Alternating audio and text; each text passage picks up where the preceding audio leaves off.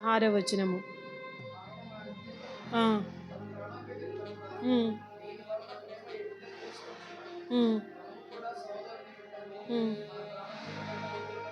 చూడండి. ఇంకా ఏం చేయాలంట మనము? ఒట్టి సహాయం చేయటమే కాదండి. ఇంకా ఏం చేయాలి? మన సహోదరుల కొరకు ప్రాణం పెట్టాలి. ఈ స్థితికి వస్తేనే మనము పుణ్యకార్యం చేసినట్లండి. ఇవేవి చెయ్యకుండా దానాలు, ధర్మాలు ఇవన్నీ చేసినా కూడా వేస్టే. అందుకే రోమాపత్రిక 12:1 ఉండిద్ది కండి. కాబట్టి సజీవ యాగంగా ఏం చేయాలంటే మన శరీరాన్ని సజీవ యాగంగా సమర్పించుకోవాలి ఆయనకి. ఏం చేయాలి మనము? సజీవ యాగముగా మన శరీరాలను ఆయనకి సమర్పించుకోవాలి. మనం ఎప్పుడైతే అలా చేస్తామో అప్పుడు పుణ్యకార్యం చేసినట్లండి. ఫైనల్‌గా వచ్చేసరికి మనం ఏం చేయాలి? మనల్ని మనము సజీవ యాగముగా ఆయనకి అప్పగించుకోవాలి. మనం ఇవన్నీ చేసుకుంటూ వచ్చి మన కొరకు రాయబడిన సత్క్రియలన్నీ చేసుకుంటూ వచ్చి చివరికి ఏం చేయాలంటే మనల్ని మనము ఆయనకి అప్పగించుకోవాలి. ఎవరి నిమిత్తం? మన సహోదరుల నిమిత్తము. మన సహోదరుల నిమిత్తము వారికి వాక్యము ప్రకటించి వాళ్ళకి దాన ధర్మాలు చేస్తూ, లేని వారికి చేస్తూ, పరిశుద్ధులైన వారికి చేస్తూ, చివరికి మనల్ని మనము సజీవ యాగముగా ఎప్పుడైతే సమర్పించుకుంటామో అది పుణ్యకార్యము. అర్థమైందండి? పుణ్యకార్యం అంటే ఏంటి? ఇవన్నీ చేస్తేనే యేసుక్రీస్తు వారి యొక్క అడుగుజాడల్లో నడిచినట్లు. ఇప్పుడు పాపం అంటే ఏంటో తెలిసింది, పుణ్యం అంటే ఏంటో తెలిసింది. మరి ఈ పాప పుణ్యాలకి ఫలితము జీవితకాలమా, అనంతకాలమా? పాపము చేస్తే చస్తారు. పుణ్యము చేస్తే చచ్చిన వారు కూడా బ్రతుకుతారండి. చచ్చిన వారు బ్రతుకుతారంటే చనిపోయిన వ్యక్తి లేచి వస్తారని కాదు. మనకు రాయబడింది కదండి, మీరు మీ అపరాధముల చేతను పాపముల చేతను చచ్చిన వారై ఉండగా. ఎవరు బ్రతికించారు మనల్ని? క్రీస్తు. మనల్ని ఎవరు బ్రతికించారండి? అలా చచ్చిన వారు కూడా బ్రతుకుతారు. పుణ్యం చేస్తే అలా చచ్చిన వారు కూడా బ్రతుకుతారు. ఇప్పుడు మనం వాక్యం ప్రకటిస్తున్నామండి. ప్రకటించినప్పుడు పాపాల్లో అపరాధాల్లో ఉన్నవాళ్ళు ఉంటారు. వాళ్ళ వాక్యము ద్వారా వాళ్ళు మారతారు. అంటే చనిపోయే స్థితిలో ఉన్నారు. శరీరపరంగా కాదండి, ఆత్మీయంగా చచ్చిపోయే స్థితిలో ఉన్నారు. వాళ్ళు ఏం చేస్తారు?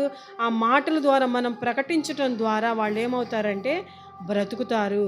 అంటే పుణ్యం చేస్తే అలా బ్రతుకుతారు. ఇప్పుడు ఈ పాపానికి పుణ్యానికి ఫలితము ఖచ్చితంగా ఉండిద్దండి. ఇప్పుడు పిల్లలు సంవత్సరం అంతా కష్టపడతారు కదండి చదివి.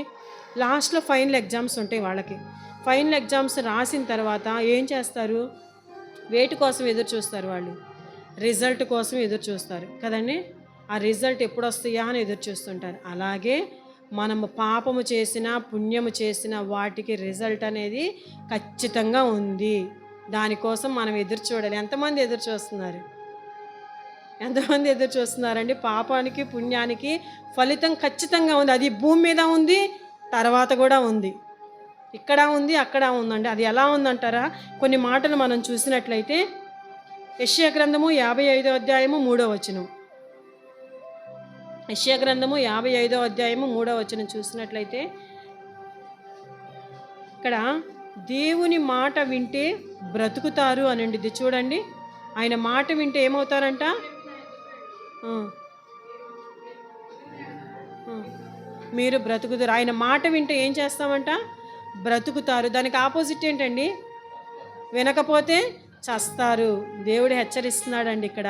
వింటే బ్రతుకుతారంట, వినకపోతే చస్తారు. అంటే పాపానికి పుణ్యానికి ఫలితము ఖచ్చితంగా ఉంది. అలాగే 2 కొరింథీ పత్రిక 5వ అధ్యాయము 10వ వచనం చూడండి.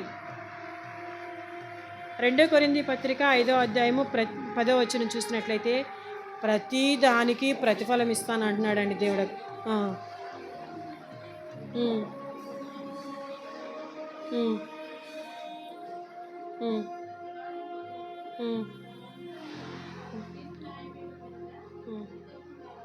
చాలా మీకు చూడండి, దేహముతో జరిగించిన ప్రతిదీ అవి మంచివైనా చెడ్డమైనా, అంటే పాపం చేసినా పుణ్యం చేసినా దేనికైనా ఏముందంట? ప్రతిఫలము ఖచ్చితముగా ఉంది. అలాగే యోబు గ్రంథము 34వ అధ్యాయము 11వ వచనం చూడండి. యోబు గ్రంథము 34వ అధ్యాయము 11వ వచనం చూసినట్లయితే వారి వారి మార్గాలను బట్టి ప్రతిఫలం ఇస్తాను అంటున్నాడు దేవుడు అక్కడ. చూడండి, వారి వారి మార్గాలను బట్టి ప్రతిఫలం ఇస్తాను. ఆ, ఉమ్, ఉమ్, ఉమ్. చూడండి, వారి వారి మార్గాలను బట్టి మనం ఏ మార్గం ఎంచుకుంటున్నాము? మంచి మార్గమా, చెడు మార్గమా? మనం ఏ మార్గం ఎంచుకుంటామో దానికి ఖచ్చితంగా ప్రతిఫలం అనేది ఉంది. నువ్వు మంచిది ఎంచుకున్న ఫలం ఉంది, చెడ్డది ఎంచుకున్న ఫలం ఉంది. నువ్వు ఏ మార్గాన్ని ఎంచుకున్నావో బైబిల్ని ముందు పెట్టుకుని పరిశీలన చేసుకోవాలి. అది వాక్యానుసారంగా ఉందా నీ మార్గము, లేదా వాక్యానికి వ్యతిరేకముగా ఉందా? అది నువ్వు బైబిల్ ముందు పెట్టుకుని లేఖనాల ప్రకారం గనక ఆలోచించినట్లయితే మన మార్గం ఎలా ఉందో మనకి తెలిసిపోతుంది. ఆ మార్గాన్ని బట్టి దేవుడు ఏం చేస్తాడంట? ప్రతిఫలం ఇస్తాడంట. అలాగే సామెతలు